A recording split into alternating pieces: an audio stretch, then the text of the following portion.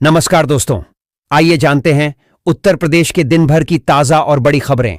वही आपने अभी तक वीडियो को लाइक और चैनल को सब्सक्राइब नहीं किया, फटाफट से कर लीजिए। किसानों की बल्ले बल्ले, 236 क्विंटल चना बीज समेत दलहन तिलहन किट का मुफ्त वितरण शुरू, यहां करें आवेदन। सुमेरपुर के राजकीय बीज भंडार में रबी फसलों के लिए दलहन और तिलहन बीज की मिनी किट उपलब्ध है। ऑनलाइन आवेदन करने वाले किसानों को चना, मटर, मसूर, सरसों और लाही के बीज मुफ्त में दिए जा रहे हैं। बीज वितरण प्रभारी अनूप कुमार ने बताया कि वितरण का कार्य जारी है और किसानों को पिछले 2 दिनों से बीज बांटा जा रहा है। एक दिन की थानेदार बनी 8वीं की छात्रा तनिषा, शिकायत सुन किया निस्तारण। आगरा में मिशन शक्ति 5.0 के तहत शिवालिक पब्लिक स्कूल की छात्रा तनिषा पाठक को एक दिन के लिए थाना प्रभारी जगदीशपुरा बनाया गया। तनिषा ने थाने के कामकाज को समझा, जन सुनवाई की और लोगों की समस्याओं का समाधान किया। उन्होंने विभिन्न हेल्पलाइन नंबरों की जानकारी भी प्राप्त की और पुलिस कार्य में पारदर्शिता का अनुभव किया। यूपी में नामकरण की सियासत, 2027 चुनाव से पहले दलों में होड़, लंबे समय से चल रहा नाम बदलने का सिलसिला। लखनऊ से राज्य में सत्ता के संघर्ष के लिए चुनावी रणनीतियों के बीच नामकरण की भावनात्मक राजनीति शुरू हो गई है। बसपा संस्थापक कांशीराम के नाम पर सपा और कांग्रेस के मैदान में उतरने पर मायावती ने नामों के बदलाव का आरोप लगाया है। प्रतीकों की यह राजनीति आने वाले दिनों में और तेज होगी, क्योंकि राजनीतिक दल समाजों का समर्थन पाने के लिए नामों के बदलाव की होड़ में लगे हैं। केसरिया या पीला, राम मंदिर के 161 फीट ऊंचे शिखर पर कौन से रंग का झंडा फहरेगा? अयोध्या में राम मंदिर के शिखर पर फहराने वाली धर्म ध्वजा के रंग को लेकर मंथन जारी है। ट्रस्टी केसरिया के साथ पीले रंग पर भी विचार कर रहे हैं, क्योंकि भगवान राम को विष्णु का अवतार माना जाता है और पीला रंग विष्णु मंदिरों का प्रतीक है। अंतिम निर्णय श्री राम जन्मभूमि तीर्थ क्षेत्र ट्रस्ट के महासचिव चंपत राय लेंगे। ध्वजा का आकार, प्रतीक चिन्ह और लंबाई पर भी चर्चा हो रही है। यूपी में इस योजना का लाभ लेकर अपने गांव से जुड़ रहे प्रवासी मंत्री ने कहा, विकास की दिशा में नई पहल। उत्तर प्रदेश में पंचायती राज विभाग द्वारा शुरू की गई मातृभूमि योजना प्रवासी भारतीयों और अन्य लोगों को अपने गांवों के विकास में योगदान करने का अवसर दे रही है। इस योजना के तहत लोग प्रदेश सरकार के सहयोग से अपने गांवों में बुनियादी सुविधाओं का विकास कर रहे हैं। सरकार परियोजना की लागत का 40% वहन करती है। मंत्री ओम प्रकाश राजभर ने इसे जनसहभागिता से गांवों के विकास की दिशा में एक नई पहल बताया है। पीएम मित्र पार्क, विकासकर्ता चयन में देरी, परियोजना पर असर। लखनऊ में बन रहे पीएम मित्र वस्त्र एवं परिधान पार्क के विकास के लिए मास्टर डेवलपर की मंजूरी अभी तक नहीं मिली है, जिससे परियोजना में देरी हो सकती है। हथकरघा विभाग ने केंद्र सरकार को पत्र लिखकर चयन प्रक्रिया में तेजी लाने का आग्रह किया है। इस पार्क में केंद्र और राज्य सरकार की हिस्सेदारी है और इससे राज्य में वस्त्र उद्योग को बढ़ावा मिलेगा और रोजगार के अवसर पैदा होंगे। अयोध्या दीपोत्सव को लेकर डीएम ने अधिकारियों को सौंपी जिम्मेदारी। इस दिन होगा भव्य आयोजन।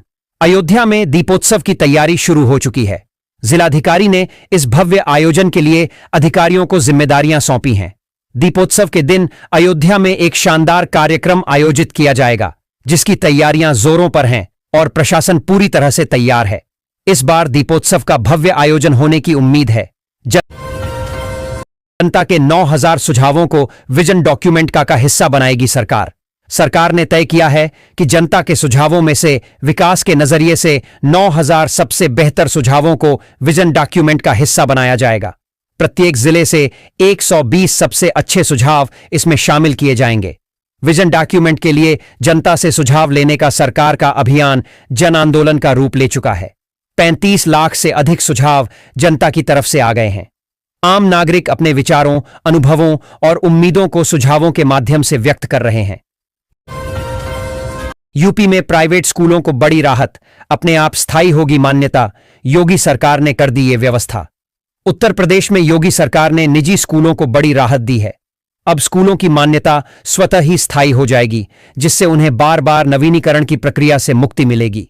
इस नई व्यवस्था से स्कूलों को प्रशासनिक कार्यों में सरलता होगी और वे शिक्षा की गुणवत्ता पर अधिक ध्यान दे सकेंगे। सरकार का मानना है कि इससे राज्य में शिक्षा का स्तर ऊपर उठेगा। यूपी में दौड़ेगा हाथी तो डगमगाएगी पीडीए की साइकिल, मायावती की सक्रियता से अखिलेश की रणनीति को बड़ा झटका। उत्तर प्रदेश में मायावती की सक्रियता से अखिलेश यादव की पीडीए रणनीति को झटका लगा है।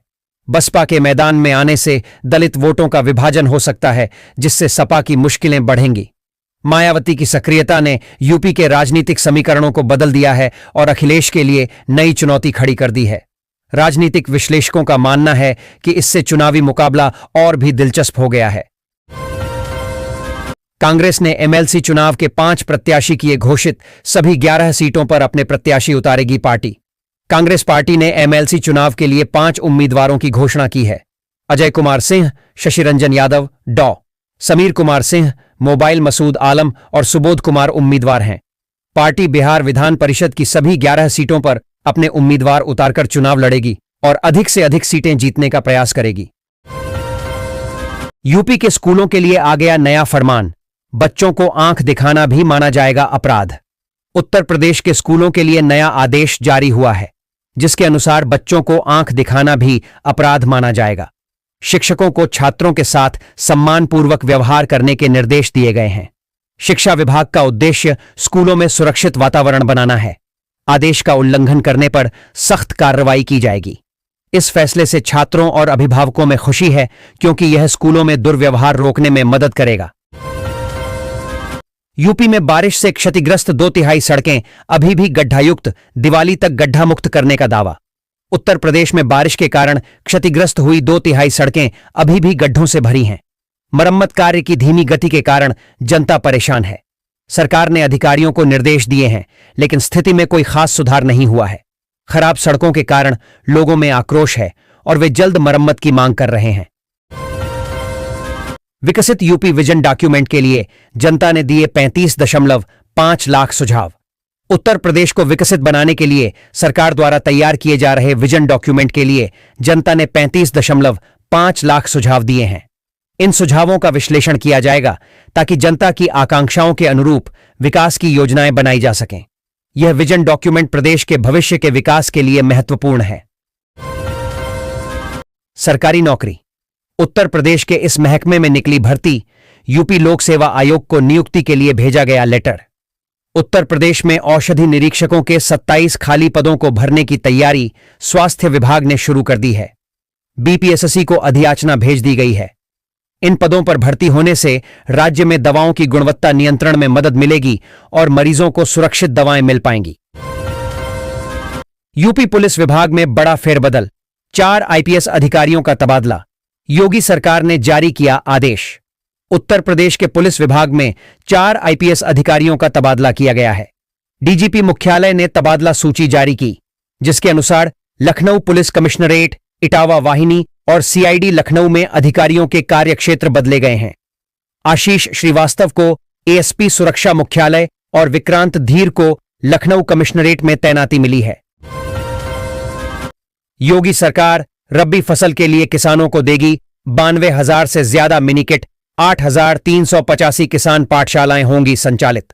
उत्तर प्रदेश सरकार मुख्यमंत्री योगी आदित्यनाथ के नेतृत्व में किसानों के लिए कई प्रोत्साहन योजनाएं चला रही हैं। रबी फसल के मद्देनजर सरकार 90,000 से अधिक मिनी किट प्रदान करेगी और 8,385 किसान पाठशालाएं आयोजित कर उत्पादन की नई तकनीक से अवगत कराएगी। दलहनी फसलों के उत्पादन को बढ़ावा देने के लिए बीजों पर अनुदान और क्लस्टर प्रदर्शन जैसे कार्यक्रम भी चलाए जा रहे हैं, जिससे किसानों की आय बढ़े और उत्पादकता में वृद्धि हो। बंदर घर के अंदर 11 घंटे तक वन विभाग व नगर निगम सरेंडर, लोगों में मची रही अफरा तफरी। मेरठ के एक अपार्टमेंट में घायल बंदर के घुसने से दहशत फैल गई। वन विभाग और नगर निगम ने मदद करने से इनकार कर दिया, जिससे निवासियों में आक्रोश था। लोगों ने प्राइवेट टीम बुलाकर बंदर को पकड़वाया। निवासियों ने अधिकारियों की लापरवाही पर चिंता जताई और भविष्य में बेहतर तैयारी की मांग की। दीपोत्सव 2025। अयोध्या फिर रचेगी विश्व कीर्तिमान। 28 लाख दीपों से सजेंगे सरयू तट। अयोध्या में योगी सरकार के नेतृत्व में 9वां दीपोत्सव 2025 अब तक का सबसे भव्य आयोजन होगा। इस बार सरयू के 56 घाटों पर 22 लाख दीप प्रज्वलित कर नया विश्व रिकॉर्ड बनाने का लक्ष्य है, जिसमें पहली बार लक्ष्मण किला घाट भी शामिल होगा। यह आयोजन भारत की सनातन संस्कृति और आध्यात्मिकता का प्रतीक है, जो अयोध्या को वैश्विक धार्मिक पर्यटन केंद्र के रूप में स्थापित करेगा। लाखों श्रद्धालु इस दिव्य आभा के साक्षी बनेंगे। नीति के उल्लंघन पर सस्पेंड हुआ था अखिलेश का फेसबुक पेज, बहाल। सपा प्रमुख के फेसबुक पेज पर 8 लाख से अधिक फॉलोअर हैं। इस पेज को शुक्रवार शाम 6 बजे बाद सस्पेंड कर दिया गया। इसके बाद सपा की ओर से सवाल उठाए गए। नेताओं ने इसके लिए भाजपा सरकार को जिम्मेदार ठहराया। शनिवार सुबह सपा प्रमुख का फेसबुक पेज बहाल हो गया। बहाल होने के बाद पेज पर अखिलेश यादव ने जयप्रकाश नारायण की जयंती पर उनको नमन करते हुए उनके द्वारा कही लाइन पोस्ट में माध्यम से साझा की। सोना और चांदी के दामों पर आज हुआ बड़ा बदलाव, जाने अपने शहर की नई रेट। सोना और चांदी में कीमत में लगातार तेजी देखने को मिल रहा है, रोज नए रिकॉर्ड बना रहे हैं। इंडियन बैलेंस ज्वेलर्स सिचुएशन के वेबसाइट के अनुसार बुधवार की सुबह तक 24 कैरेट सोने की कीमत 1,19,411 पर प्रति 10 ग्राम हो गई है, जो कि चांदी की कीमत 15,000। उधर अखिल भारतीय सर्राफा संघ के अनुसार दिल्ली सर्राफा बाजार में सोने की कीमत 1,34,000 प्रति 10 ग्राम रिकॉर्ड स्तर पर पहुंचा है। हालांकि चांदी उच्चतम स्तर से 3,400 रुपये गिरावट के साथ 15,40,000 प्रति किलोग्राम सभी टैक्स सहित हो गई हैं। यूपीपीसीएस परीक्षा के दिन बदली नमो भारत की टाइमिंग, अब इतने घंटे पहले मिलेगी ट्रेन। उत्तर प्रदेश लोक सेवा आयोग यूपीपीसीएस की परीक्षा के कारण नमो भारत ट्रेन की समय सारणी में बदलाव किया गया है। यह बदलाव छात्रों को परीक्षा केंद्र तक पहुंचने में मदद करने के लिए किया गया है। नई समय सारणी के अनुसार ट्रेन परीक्षा के दिन पहले मिलेगी, जिससे छात्र समय पर पहुंच सकें। यात्रियों से अनुरोध है कि वे नई समय सारणी के अनुसार अपनी यात्रा की योजना बनाएं।